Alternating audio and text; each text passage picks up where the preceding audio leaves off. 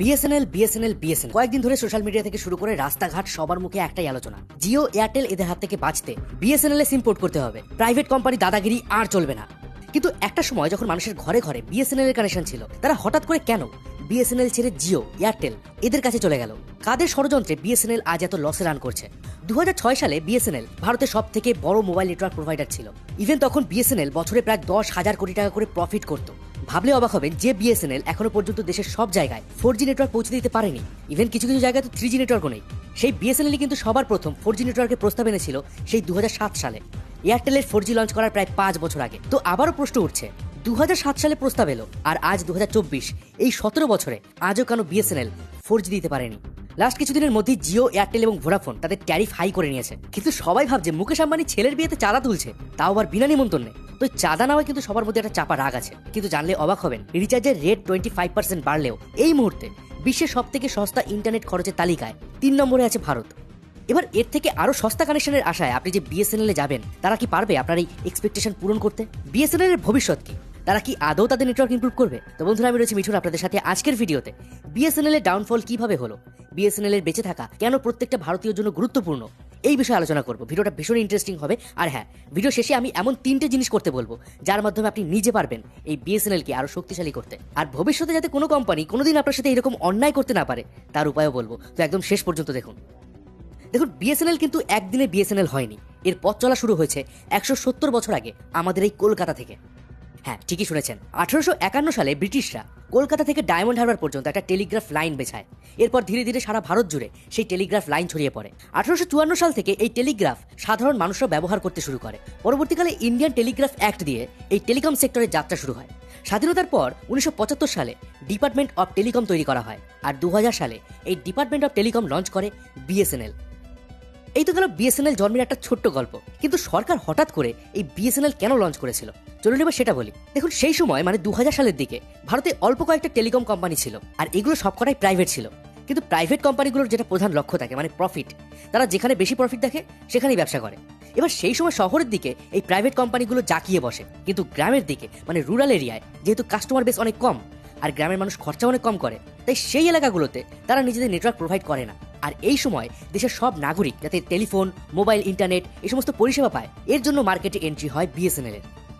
এবার সেই সময় বিএসএনএল গ্রাম থেকে শহর সব জায়গায় landline, broadband connection, 2G network পৌঁছে দেয়। ফলে বিএসএনএল এর তখন একটা হিউজ কাস্টমার বেস তৈরি হয়। বিএসএনএল তার গোল্ডেন পিরিয়ডে মানে 2001 থেকে 2008 সালের মধ্যে প্রায় 46,000 কোটি টাকা প্রফিট করেছিল। 2004 সালে এয়ারটেল ছিল ভারতের সব থেকে বড় নেটওয়ার্ক প্রোভাইডার কোম্পানি, আর বিএসএনএল ছিল সেকেন্ড পজিশনে। কিন্তু মাত্র 1 বছরের মধ্যে 2005 সালে বিএসএনএল এয়ারটেলকে টপকে 1 নম্বরে চলে আসে আর হয়ে যায় ভারতের সব থেকে বড় নেটওয়ার্ক প্রোভাইডার।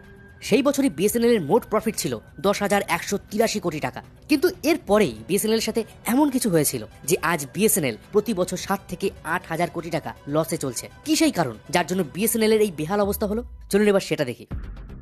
2004 সালে ভারতের টেলিকম মিনিস্টার হয় দয়ানিধি মারান, আর এই সময় থেকেই তিনি গোপনে বিএসএনএল এর অফিসারদের সাথে চুরি করতে শুরু করেন। এই স্ক্যামটা একটু আপনাদেরকে বুঝিয়ে বলি, কারণ এটা থেকেই বিএসএনএল এর খারাপ দিন শুরু হয়েছিল। তো এই যে মিনিস্টার দয়ানিধি, এর ভাই কালানিধির সান টিভি নেটওয়ার্ক নামে একটা কোম্পানি ছিল। তো দয়ানিধি নিজের পাওয়ার কাজে লাগিয়ে এই সান টিভির অফিস থেকে শুরু করে নিজের বাড়ি 323টা হাই স্পিড ইন্টারনেট সহ টেলিফোন কানেকশন নেয়, আর এই কানেকশন দিয়ে নিজের প্রাইভেট কোম্পানি সান টিভিকে চালাতে শুরু করে। ভাবুন, মানে মিনিস্টার হওয়ার কত রকম ফায়দা। তো এই 323টা কানেকশন দিয়ে 2 বছরে মোট 51 লক্ষ কল করা হয়েছিল, যার বিল হয়েছিল প্রায় 1,500 কোটি টাকা, যেটাকে পৈতৃক সম্পত্তি মনে করে এই দুই ভাই আর সরকারকে দেয়নি। ফলে এটা হয়ে যায় একটা বড় স্ক্যাম। আর এই স্ক্যামের কথা যখন সামনে আসে, তখন সিবিআই এর নজর পড়ে বিএসএনএল এর দিকে। তদন্তে মারান এবং বিএসএনএল এর চিফ জিএম কে সিবিআই অ্যারেস্ট করে। এরপর মারান পদত্যাগ করেন আর নতুন মিনিস্টার হন এ রাজা।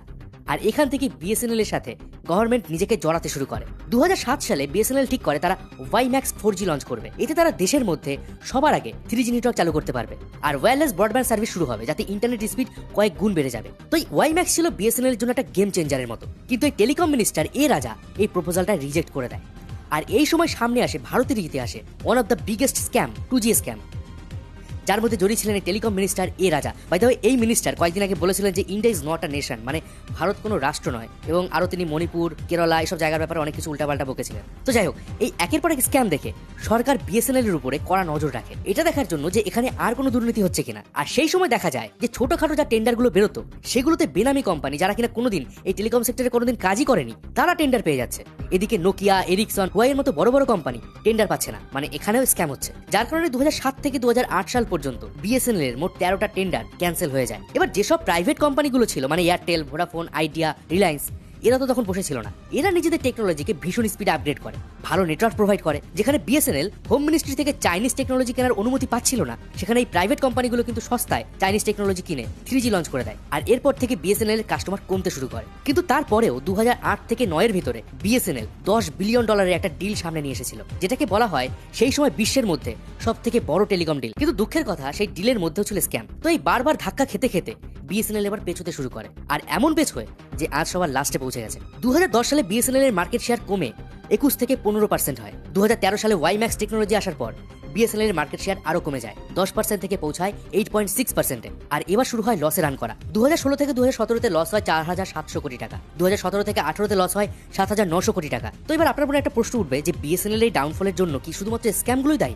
দেখুন, আপনি এই মুহূর্তে যে সমস্ত প্রাইভেট কোম্পানিগুলোকে দেখছেন, তারা কিন্তু সবাই কন্ট্রাক্টে কাজ করায়, তা সে লাইন বেছানো হোক বা কাস্টমার কেয়ার। তো এই কন্ট্রাক্টে কাজ করালে এই কাজগুলো তারা সস্তায় করাতে পারে। আর দ্বিতীয় একটা সুবিধা হলো, কোনো এমপ্লয় যদি ভালো পারফর্ম না করে তাহলে কিন্তু তাকে সহজে ছাঁটাই করে দেওয়া যায়। কিন্তু বিএসএনএল এ এটা হয় না, কারণ এখানে সবাই ফুল টাইম এমপ্লয়, কন্ট্রাক্টে কোনো কাজ এখানে করানোই হয় না। আর এই জন্য বিএসএনএল এর উপরে একটা বড় বোঝা হয়ে দাঁড়ায় এমপ্লয়ীদের স্যালারি। বিএসএনএল এর ডাউনফলের আর একটা বড় কারণ হলো বিএসএনএল নিজেকে আপগ্রেড করেনি, বা বলতে পারেন বিএসএনএল কে আপগ্রেড করতে দেওয়া হয়নি।